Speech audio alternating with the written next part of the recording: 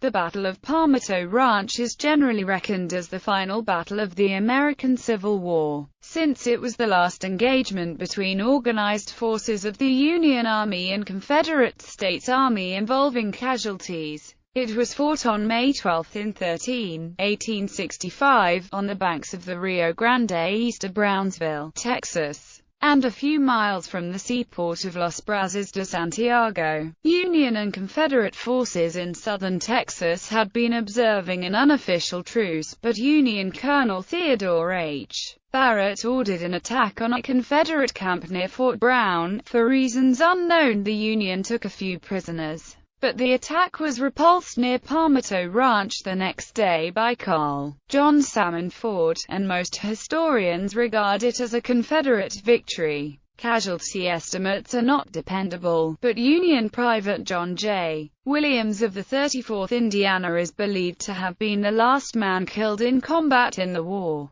The engagement is also known as the Battle of Palmito Hill or the Battle of Palmetto Ranch. Background. After July 27, 1864, most of the 6,500 Union troops were withdrawn from the lower Rio Grande Valley, including Brownsville, which they had occupied on November 2, 1863. The Confederates were determined to protect their remaining ports, which were essential for cotton sales to Europe, and the importation of supplies. The Mexicans across the border tended to side with the Confederates because of the lucrative smuggling trade. Early in 1865, the rival armies in South Texas honored a gentleman's agreement, since there was no point in further hostilities between him. Marge. Gen. Lew Wallace proposed a negotiated end of hostilities in Texas to Confederate Brig. Gen. James E. Slaughter, and met with Slaughter and his subordinate Col. Ford at Port Isabel on March 11–12, 1865. Despite Slaughter's and Ford's agreement that combat would prove tragic, their superior, Confederate Marge. Gen. John G. Walker, rejected the ceasefire in a scathing exchange of letters with Wallace. Despite this, both sides honored a tacit agreement not to advance on the other without prior written notice. A brigade of 1,900 Union troops, commanded by Col. Robert B. Jones of the 34th Indiana Veteran Volunteer Infantry, were on blockade duty at the port of Brazos Santiago, on the mouth of the present ship channel of the port of Brownsville. The 400-man 34th Indiana was an experienced regiment that had served in the Vicksburg campaign and was then reorganized in December 1863 as a veteran regiment, composed of veterans from several regiments whose original enlistments had expired. The 34th Indiana deployed to the port of Los Brazos de Santiago on December 22, 1864, replacing the 91st Illinois Volunteer Infantry, which returned to New Orleans. The brigade also included the 87th and 62nd United States Colored Infantry Regiments, with a combined strength of about 1,100. Shortly after Gen. Walker rejected the armistice proposal, Col. Jones resigned from the Army to return to Indiana. He was replaced in the regiment by Lt. Col. Robert G. Morrison, and at Los Brazos de Santiago by Colonel Theodore H. Barrett, commander of the 62nd USCT. The 30-year-old Barrett had been an Army officer since 1862, but he had yet to see combat.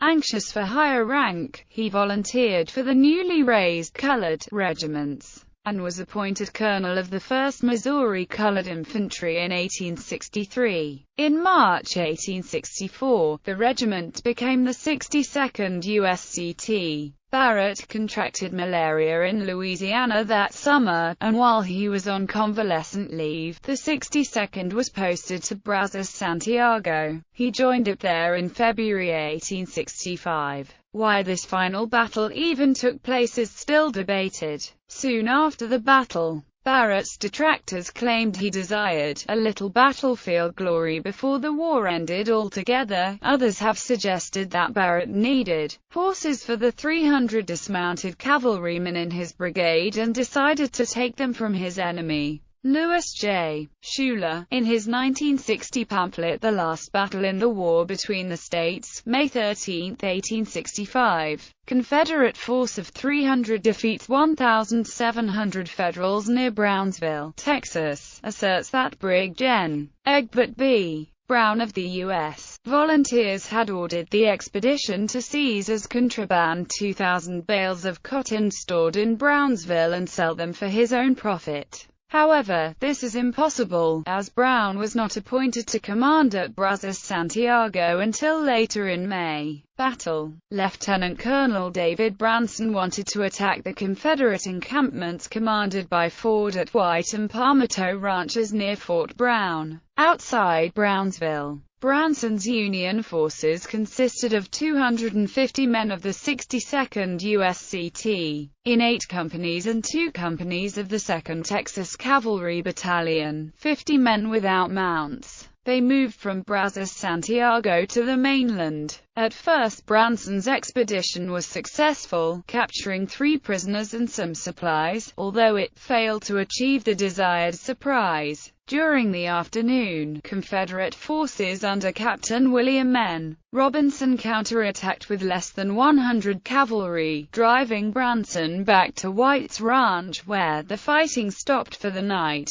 Both sides sent for reinforcements. Ford arrived with 6 French guns and the remainder of his cavalry force, while Barrett came with 200 troops of the 34th Indiana in 9 understrength companies. The next day, Barrett started advancing westward, passing a half-mile to the west of Palmito Ranch, with skirmishers from the 34th Indiana deployed in advance. Ford attacked Barrett's force as it was skirmishing with an advanced Confederate force along the Rio Grande about 4 p.m. Ford sent a couple of companies with artillery to attack the Union right flank, sending the remainder of his force into a frontal attack. After some confusion and fierce fighting, the Union forces retreated towards Boca Chica. Barrett attempted to form a rearguard, but Confederate artillery prevented him from rallying a significant force to do so. During the retreat, which lasted until the 14th of May, 50 members of the 34th Indiana's rearguard company, 30 stragglers,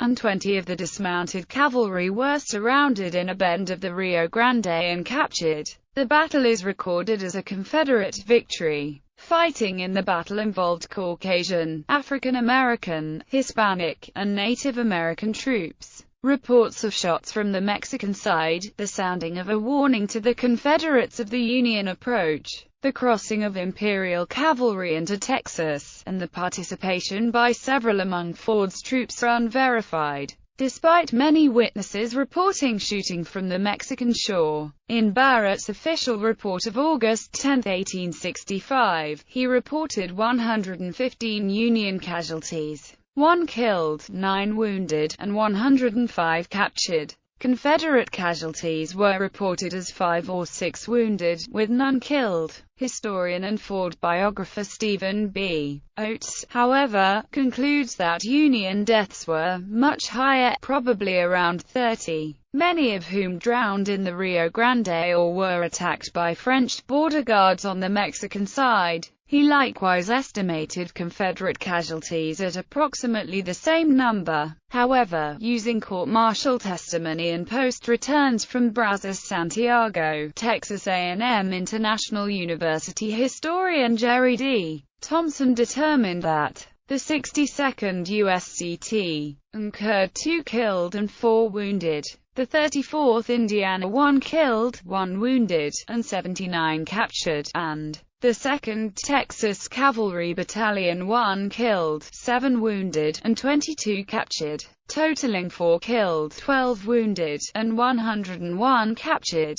Private John J. Williams of the 34th Indiana was the last fatality during the battle at Palmito Ranch, making him likely the final combat death of the war, and historians generally count this as the final battle. Aftermath. Confederate General Edmund Kirkby Smith officially surrendered all Confederate forces in the Trans-Mississippi Department, except those under the command of Brigadier General Chief Stand Waisher, on June 2, 1865. Brigadier General Stand Waisher of the 1st Cherokee Mounted Rifles was the last Confederate general to surrender his forces in Doaksville, Indian Territory on June 23, 1865. On that same day, President Andrew Johnson ended the Union blockade of the southern states. Many senior Confederate commanders in Texas and many troops with their equipment fled across the border to Mexico, possibly to ally with Imperial French forces, or with Mexican forces under Benito Juárez. The military division of the Southwest, commanded by Maj. Gen. Philip H. Sheridan, occupied Texas between June and August, consisting of the 4th Corps, 13th Corps, the African-American 25th Corps, and two 4,000-man cavalry divisions commanded by Brig Gen. Wesley Merritt and Maj. Gen. George A. Custer. It aggregated a 50,000-man force on the Gulf Coast and along the Rio Grande to pressure the French intervention in Mexico and garrison the Reconstruction Department of Texas. In July 1865, Barrett preferred charges of disobedience of orders, neglect of duty, abandoning his colors, and conduct prejudicial to good order and military discipline against Morrison for actions in the battle, resulting in the latter's court-martial. Confederate Col. Ford, who had returned from Mexico at the request of Union Gen. Frederick Steele to act as parole commissioner for disbanding Confederate forces, appeared as a defense witness and assisted in absolving Morrison of responsibility for the defeat. The following material is from first-hand and published sources. They are recounts of the role of Hispanic Confederate veterans and the treatment of black POWs in South Texas. There were Hispanic Confederate veterans at Fort Brown in Brownsville and on the field of Palmito Ranch.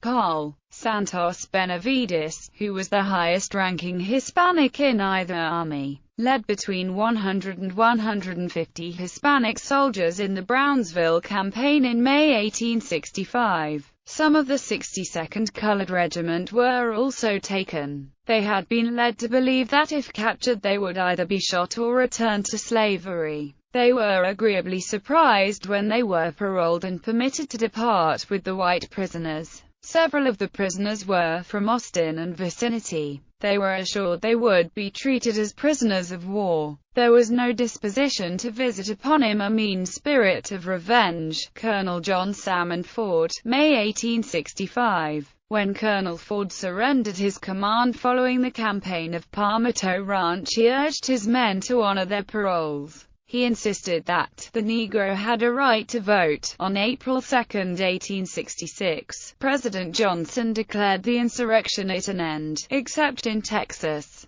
because of a technicality concerning incomplete formation of a new state government. He declared the insurrection at an end in Texas and throughout the United States on August 20, 1866.